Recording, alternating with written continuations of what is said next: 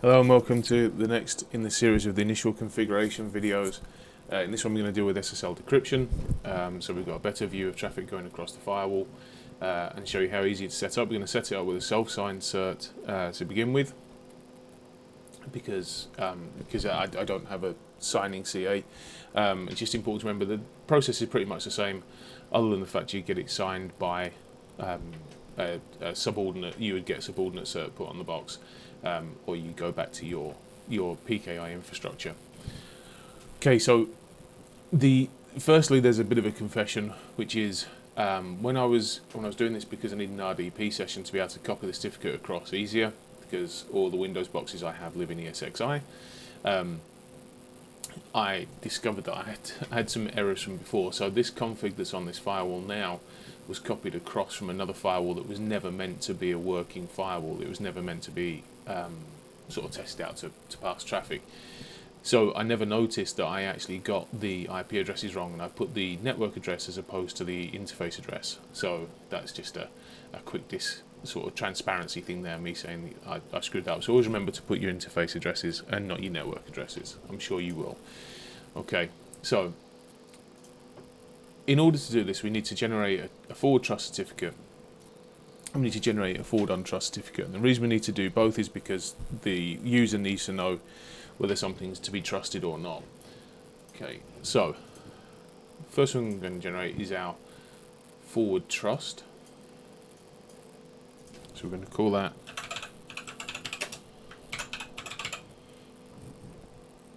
okay, and it's going to have the IP of our interface.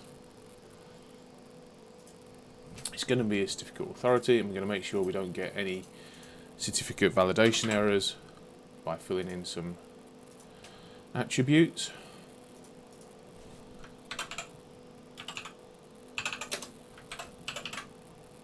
Okay, and then we're going to use the IP address.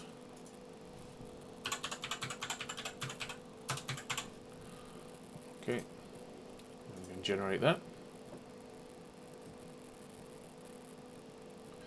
Now that's generated, we're going to go back into the certificate, and we're going to select as our forward trust certificate. Okay, and now under our usage we can see we've got forward trust certificate. We're also going to generate at the same time our forward untrust, and the common name for that is going to be untrust.mode/local. That is going to be a CA, and we're not going to trust it, so we'll just generate that.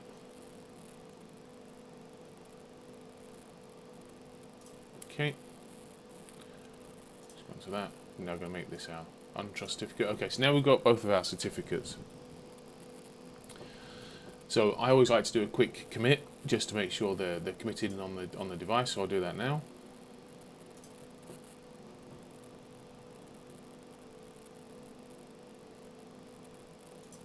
Okay, so now that's done. Now we need to look at creating a decryption profile. So for the forward decryption, we're going to need to create a profile under Objects, Decryption Profiles. There's already ticked there, and this gives us the opportunity to make sure that what we're communicating with, we accept the security on that side. So we're going to call it our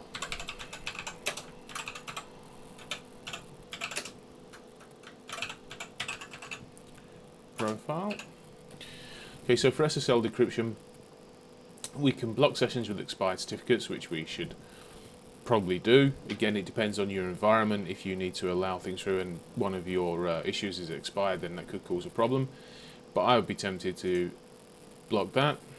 Untrusted issues isn't always a problem, but we could block that here. Unknown certificate status, block sessions on certificate status timeout, and so on. Unsupported mode checks, block with unsupported versions, yes, we'd want to do that. With unsupported cipher suites, yes, we'd want to do that.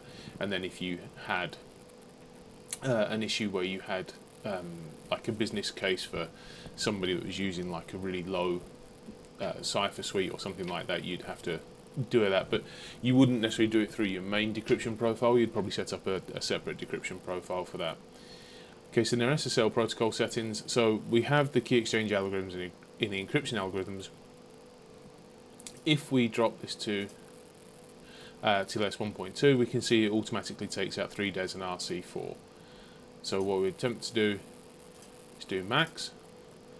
Okay, and then that is our SSL protocol settings. And then for no decryption, if we're doing a no decrypt, then we can block sessions with expired certificates or block sessions with untrusted issuers.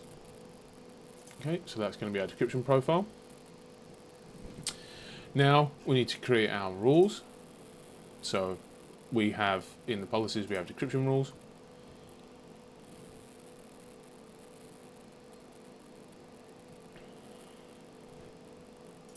Which obviously there aren't any at the minute, so we're going to add one. So this is going to be our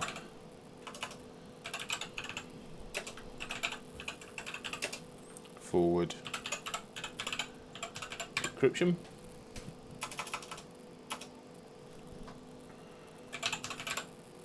If I can spell it correctly. So this is going to be anything coming from our LAN zone. Can have source address as well if we wanted to, so we could have our source subnet as well, so our LAN subnet going to outside any destination address, any destination device, and then service URL category we're going to have HTTPS. And then our options are going to be to decrypt. It's going to be SSL forward proxy. Decryption profile we're going to use is that one, and then we're going to log the successful handshake as well, just to see it. Again, the log forwarding by default is added because it's called default.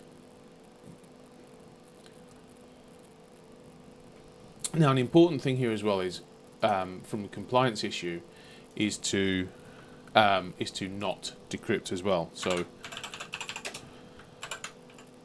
non-decrypt. And the reason we say that is because there's certain things that you can't decrypt and you're not allowed to decrypt, such as medical information and banking information and that type of thing. So we're going to go from, again, going to make it as detailed as possible. Our LAN subnet going outside. Only this time we're going to use URL categories. So we're going to use the service again, HTTPS. And we're going to use a URL category. So we're going to say just for demonstration purposes. So financial services, there's health and medicine. Those are the two categories that we're not going to decrypt. So if somebody goes to either of those two categories, they won't get decrypted. So we're going to do no decrypt, and we're going to use our Mode 44 decrypt profile. And if you remember back in the Mode 44 decrypt profile, we had the no decrypt options as well. We didn't tick any. Okay, so that will add that underneath, which is where we don't want it, because obviously this will hit first and then that will decrypt everything. So we're going to move that to the top. And then we're going to commit that.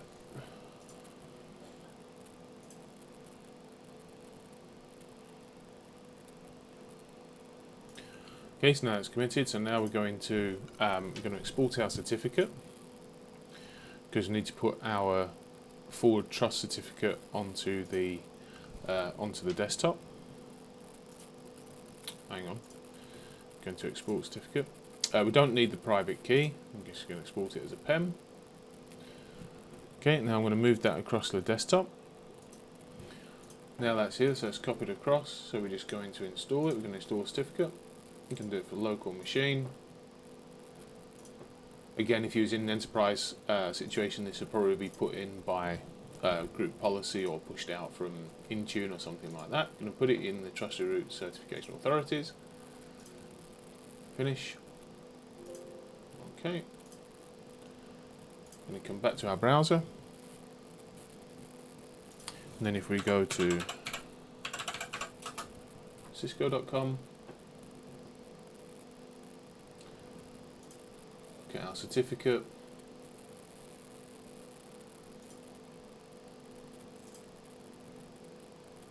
Now, certificate now is being issued by 192.168.50.1. It's trusted.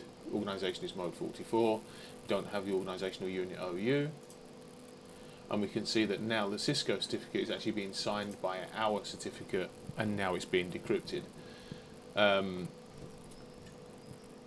Now we've got a much better chance of seeing the traffic coming through it, and it really is, it's that easy.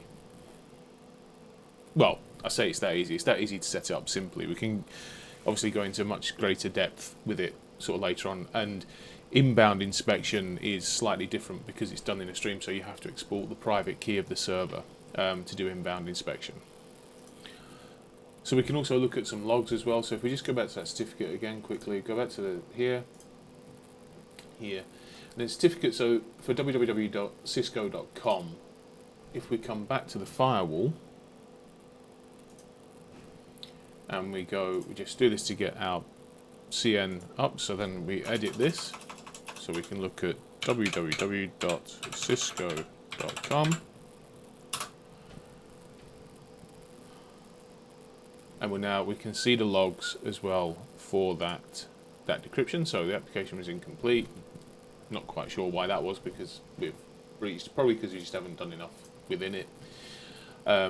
We've got the trusted root. We've got the root status is trusted. Subject common name is www.cisco.com. The proxy type was forward, as we know. Where it's come from, where it's going to, the source address, the source user. If we had user ID, it would be in there as well.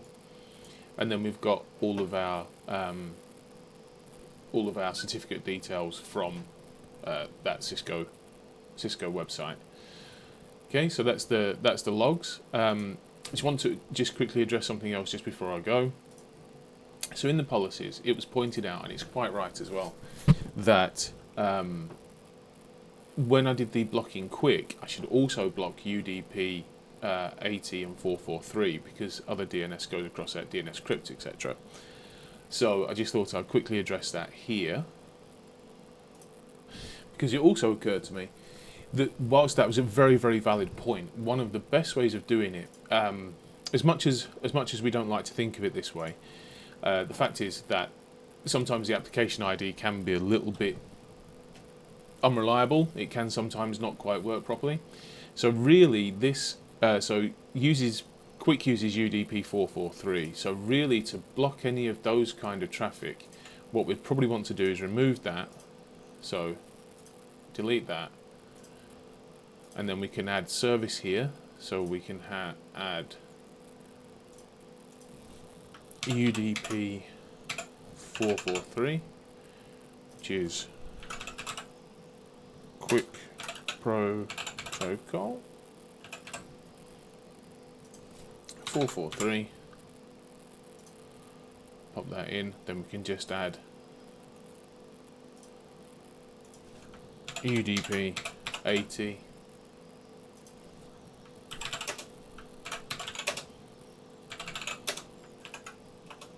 Port 80, if I can type correctly, then UDP, then 80 is our destination port.